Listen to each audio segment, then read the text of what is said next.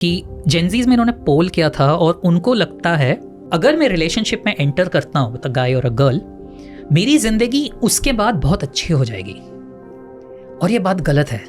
I dated this person for almost 10 years and she cheated on me. Gen Z and Gen Z. Gen Z. Gen Z. Gen Z. Gen Z. Gen Z. Gen Z. Gen Z. Gen Z. Gen Z. Gen Z आज दुनिया की सबसे ज्यादा depressed, anxious और mentally unstable generation है। Latest Sarves के according हर 6 में से एक कंपनी जेनजीज को हायर नहीं करना चाहती। 1 in 6 companies do not want to hire Gen Z. Reason पूछने पर पता चला कि poor work ethics, zero professionalism, low motivation और lack of communication skill. Say Gen Z is entitled, easily offended, unable to handle feedback, lacking in motivation, professionalism, strong work ethic and communication skill. Relationship इनके 6 महीने से ज्यादा टिकते नहीं है। Trust issues, situationship, hookup, ghosting, body count और loneliness एकदम normal बन गया है इस जनरेशन के लिए। What should be a partner's ideal body count? 2, 4 to 5, 5, 10. और अगर आप भी 18 से 28 के एज ग्रुप में हो और इन्हीं प्रॉब्लम से साइलेंटली स्ट्रगल कर रहे हो तो ये वीडियो आपके लिए बहुत जरूरी है, क्योंकि आगे मैं आपको बताऊंगा कि जेनजी एक्चुअली इन प्रॉब्लम से कैसे निकल सकते हैं और आप अपने मेंटल हेल्थ, रिलेशनशिप और करियर को कैसे रीबिल्ड कर सकते हो। क्या है जेनजी? 1997 से 2012 के बीच में जितने भी लोग पैदा हुए उनको बोला जाता है जेनजी, यानी कि अगर आपकी एज 12 से 28 के बीच में है तो आप एक जेनजी हो। सबसे पहले तो ये समझना जरूरी है कि जेनजीज में इतनी प्रॉब्लम आई कहाँ से। न्यू जेनजीज में अनएम्प्लॉयमेंट इतनी बढ़ रही है, स्ट्रेस, एंजाइटी, लोनलीनेस इतनी ज्यादा क्यों है? जेनजी वो जनरेशन है जो मोबाइल के साथ बड़ी हुई और सोशल मीडिया के साथ इवॉल्व हुई। इन्हीं के टाइम में फेसबुक आया, इंस्टाग्राम आया, स्नैपचैट आया और खास करके कोविड के बाद से पूरी दुनिया ऑनलाइन हो गई। फिर साल 2016 में आया टिकटॉक और उसने सब कुछ बदल के रख दिया। शॉर्ट वीडियोस ने जेनजीज के ब्रेन को पहली बार एकदम फास्ट एंटरटेनमेंट का टेस्ट दिया। पहले जो एंटरटेनमेंट 15 से 20 मिनट में मिलता था, अब वही डोपामिन हिट सिर्फ 15 से 20 सेकंड में मिलने लगा। और ऑनेस्टली मैं आपको एक चैलेंज करता हूँ कि आप में से ज्यादातर लोग इस वीडियो को एंड तक नहीं देख पाओगे, not because it's boring but because your brain can't wait that long anymore. और इसी स्पीड ने हमारे ब्रेन को रिवायर कर दिया, जिसका इम्पैक्ट आज तक हमारे ब्रेन में देखने को मिल रहा है। माइक्रोसॉफ्ट की एक रिपोर्ट के अकॉर्डिंग जेनजीज का अटेंशन स्पैन एक गोल्ड फिश के अटेंशन स्पैन से भी कम है। जहाँ गोल्ड फिश का अटेंशन स्पैन 9 सेकंड है, वही एक एवरेज जेनजी का अटेंशन स्पैन सिर्फ 8 सेकंड तक आ गया है। लॉन्ग फॉर्म कंटेंट बोरिंग लगने लगा है, बुक्स, लेक्चर और लॉन्ग टास्क ऑलमोस्ट इम्पॉसिबल लगने लगे। और फिर टिकटॉक के बाद इंस्टाग्राम रील और यूट्यूब शॉर्ट ने ये डोपामिन साइकिल को और फास्ट कर दिया। एक स्वाइप, एक नया वीडियो और एक नया डोपामिन हिट, और इसी इंस्टेंट रिवॉर्ड सिस्टम ने हमारे दिमाग को पूरे तरीके से चेंज करके रख दिया। सोशल मीडिया ने साइलेंटली एक वॉर शुरू कर दिया कंपैरिजन का। हर कोई अपने लाइफ को बेस्ट पार्ट सोशल मीडिया पर पोस्ट कर रहा है और फिर जेनजी अपनी रियल लाइफ को उनकी उस हाईलाइट रील से कंपेयर करते हैं। जितना ज्यादा स्क्रॉल होता है उतनी ज्यादा लाइफ यूजलेस लगने लगती है। और इसी यूजलेस लाइफ के गैप को फिल करने के लिए एक नया स्केप सामने आया, कोरियन ड्रामास एंड के पॉप। जहाँ रियल लाइफ बोरिंग लग रही थी, वही कोरियन शोज ने परफेक्ट फैंटेसी वर्ल्ड दिखाया। जहाँ रिलेशनशिप मेसी होते हैं, वही कोरियन ड्रामास ने आइडियल लव दिखाया। और रिसर्च के हिसाब से कांस्टेंट फिक्शनल रोमांस एक्सपोजर हमारे ब्रेन में एक आइडियल पार्टनर बायस क्रिएट करता है, यानी सबकॉन्शियसली हम एक अनरियलिस्टिक पार्टनर एक्सपेक्ट करने लगते हैं, जिसके कारण हमारा रियल पार्टनर भी हमें इम्परफेक्ट लगने लगता है। और यही चीज हमें अतुल सुभाष के भी केस में देखने को मिली,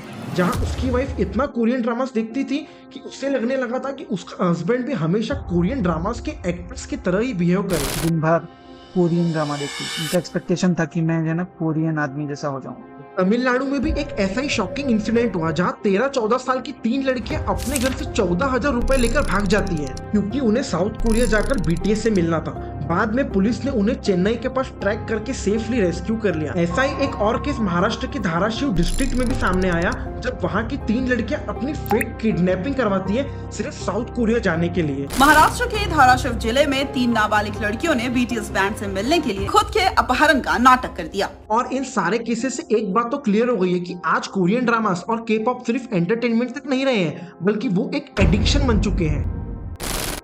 अमेरिकन साइकोलॉजिकल एसोसिएशन की एक रिपोर्ट से पता चलता है कि Gen Z is the most depressed generation in the human history. और मेंटल हेल्थ के ग्राफ के साथ साथ रिलेशनशिप के पैटर्न्स भी चेंज हो गए हैं। Dating trends among Gen Zs have evolved over time. Situationship, benching, soft launching and now textationship. जिसमें सबसे कॉमन पैटर्न है सिचुएशनशिप, जिसमें कमिटमेंट को छोड़कर सब कुछ होता है। और इसी सिचुएशनशिप के बाद बेंचिंग एक और नया ट्रेंड सामने आया, जिसमें आपके पास मल्टीपल चॉइसेस होती हैं और आप दूसरे पार्टनर्स को बेंच पर रखते हो जस्ट एज अ बैकअप, मतलब कि जब मन हुआ तब मैसेज करो और बाकी के टाइम पर इग्नोर। टिंडर और बम्बल जैसे डेटिंग ऐप ने हुकअप कल्चर को और बढ़ाया। Hundreds of profile, endless swipe, इतनी चॉइसेस मिलती है कि डिसीजन लेना भी डिफिकल्ट हो जाता है। और साइकोलॉजी के हिसाब से जब हमें अनलिमिटेड ऑप्शंस मिलने लगते हैं तब हम कमिटमेंट से दूर जाने लगते हैं। बेटर ऑप्शन के डर में लोग एग्जिस्टिंग रिलेशनशिप को भी सीरियसली नहीं लेते हैं। सिचुएशनशिप और हुकअप के बीच एक और कन्वर्सेशन बहुत ज्यादा नॉर्मलाइज हो गया है, वो है बॉडी काउंट, यानी कि आपने अपना बेड कितने लोगों के साथ शेयर किया है। What should be your partner's ideal body count? 2, 4 to 5, 5, 10. और जब आप अपना बेड मल्टीपल लोगों के साथ में शेयर करते हो तो ये हमारे ब्रेन को एक नॉवेल्टी एडिक्शन की तरफ पुश करता है और इसका रिजल्ट ये होता है कि हमें लॉन्ग टर्म रिलेशनशिप एकदम बोरिंग लगने लगता है। लेकिन क्या हमारी बॉडी इतनी चीप हो गई है कि कोई भी इंसान आकर हमारे साथ रात गुजारे और हमारा टेम्पोररी यूज कर चला जाए?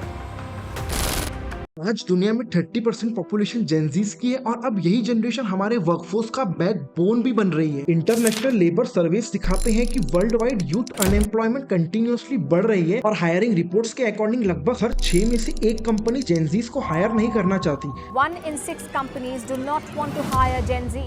रीजंस वही रिपीट होते हैं, poor work ethics, zero professionalism और वर्क प्लेस एक्सपेक्टेशंस का मिसमैच। अभी कुछ समय पहले जेनजीज में एक नया ट्रेंड आया था, क्वाइट क्विटिंग, मतलब कि एम्प्लॉइज जॉब में तो होते हैं पर काम सिर्फ उतना ही करते हैं जितना उनके रोल में मेंशन होता है, उसके अलावा नो एक्स्ट्रा एफर्ट। पर देखा जाए तो ये किसी हद तक के सही भी है, लेकिन अभी का जो कॉर्पोरेट कल्चर है उसमें हमें अपने काम के साथ साथ एक्स्ट्रा एफर्ट भी देने पड़ते हैं। और वर्क प्लेस डेटा सजेस्ट करती है कि प्रेशर हैंडलिंग कैपेसिटी भी इन जेनजीज के लिए एक बहुत बड़ा चैलेंज बन रही है। स्ट्रिक्ट डेडलाइन और एक्सट्रीम प्रेशर कंडीशन में ये लोग काम नहीं कर पाते हैं। जेनजी के लिए वर्क लाइफ बैलेंस एक बेसिक रिक्वायरमेंट बन चुका है, लेकिन traditional long hour corporate system इस एक्सपेक्टेशन के बिल्कुल अपोजिट काम करता है। और इसी जनरेशनल गैप का एक रियल एग्जांपल गुरुग्राम में देखने को मिला, जहां एक जेनजी एम्प्लॉय ने अपने ब्रेकअप के बाद लीव अप्लाई कर दी और उसकी कंपनी ने उस लीव को अप्रूव भी किया। Breakup leave request that they were unable to focus on work after a breakup and needed a short break to recover emotionally. बाद में उसी कंपनी के सीईओ ने उसके मेल को मोस्ट ऑनेस्ट लीव रिक्वेस्ट बताकर सोशल मीडिया पर share किया। और इन सारे इंसिडेंट से एक बात तो क्लियर हो गई है कि वर्कप्लेस का स्ट्रक्चर बहुत पुराना है, लेकिन जनरेशन जो है वो बिल्कुल नहीं है और इसी कारण से दोनों के बीच का गैप रोज बढ़ते जा रहा है। अगर देखा जाए तो जेनजीज के ये स्ट्रगल सिर्फ किसी के पर्सनल इश्यूज नहीं बल्कि एक पूरी जनरेशन के शेयर्ड एक्सपीरियंस है और इसका सॉल्यूशन भी हमें ही निकालना होगा। इसमें सबसे पहला स्टेप ये है कि अपने दिमाग को कांस्टेंट डोपामिन ओवरलोड से ब्रेक देना, स्क्रीन टाइमिंग कम करना और लिमिटेड स्क्रोलिंग हमारे दिमाग को रीसेट करने के लिए हेल्प करता है। और जब आप थोड़ी देर के लिए मोबाइल यूज करना बंद कर देते हो तब दिमाग को कंटिन्यूअसली डोपामिन हिट्स मिलना बंद हो जाता है, जिससे हमारा अटेंशन स्पैन इंप्रूव हो जाता है और हमारा दिमाग भी शांत होता है। जॉब मार्केट में सर्वाइव करने के लिए जेनजी को सॉफ्ट स्किल और टेक्निकल स्किल दोनों अपग्रेड करने होंगे। कम्युनिकेशन, डिसिप्लिन, कंसिस्टेंसी, ये सारी क्वालिटीज लॉन्ग टर्म ग्रोथ की एक्चुअल फाउंडेशन है। जेनजी कोई लॉस्ट जनरेशन नहीं बल्कि एक ओवरलोडेड जनरेशन है विद मल्टीपल चॉइसेस और इसी ओवरलोड का सॉल्यूशन है क्लैरिटी। अगर हम डोपामिन साइकिल को कंट्रोल करें, रिलेशनशिप को क्लैरिटी दें और धीरे धीरे अपनी स्किल्स को इंप्रूव करना शुरू करें तो यही जनरेशन फ्यूचर की सबसे स्ट्रॉन्ग, स्टेबल और इवॉल्व्ड जनरेशन बन सकती है। और इसी चेंज के लिए हम एक कम्युनिटी बना रहे हैं मेंटली स्ट्रॉन्ग और इमोशनली क्लियर लोगों की, जो सही में अपनी लाइफ में कुछ बेहतर करना चाहते हैं। और अगर आप भी इस कम्युनिटी का हिस्सा बनना चाहते हो तो हमारे चैनल को सब्सक्राइब कर लीजिए।